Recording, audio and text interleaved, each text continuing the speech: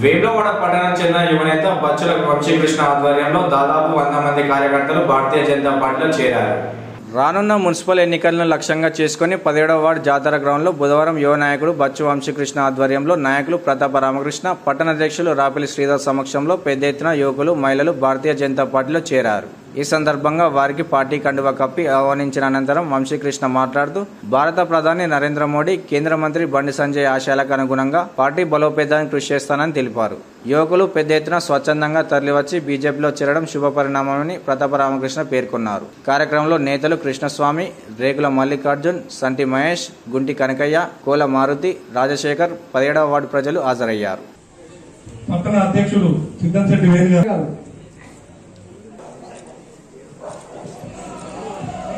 ప్రతాప రామన్న గారు అందరూ ఘనంగా సత్కరించడం జరుగుతుంది. ఆకర్షిస్తున్నాయి. భారతీయ జనతా పార్టీలో ఈరోజు చేరడం జరుగుతుంది. కావున ఇక ముందు కూడా ప్రతి ఒక్కరూ స్వచ్ఛందంగా చేరి భారతీయ జనతా పార్టీ బలోపేతం.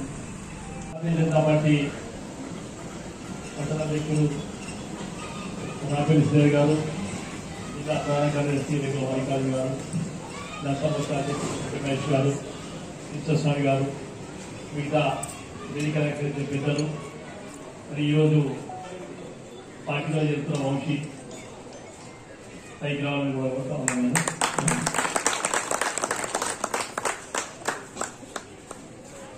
చాలా ప్రశాంతంగా వస్తున్న పరిస్థితుల్లో లేదా అమాయకులు ఎవరు తెలియదు.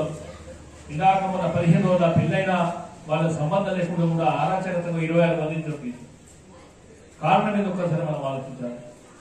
మైనారిటీ బుజ్జగింపు రాజకీయం, ముస్లిం సంతృష్టికరణ, మైనారిటీ ముస్లింల కోసం సంతృష్టికరణ కోసం ఒక్కొక్క కాంగ్రెస్ పార్టీ 75 సంవత్సరాల నుంచి కూడా మొత్తం రాజకీయాన్ని అతలాకుతలం చేసింది. దేశాన్ని నాశనం చేసిన పార్టీ కేవలం ఒక కాంగ్రెస్ పార్టీ. అధికారం కోసం ఏమైనా చేసే పార్టీ అదే. మరి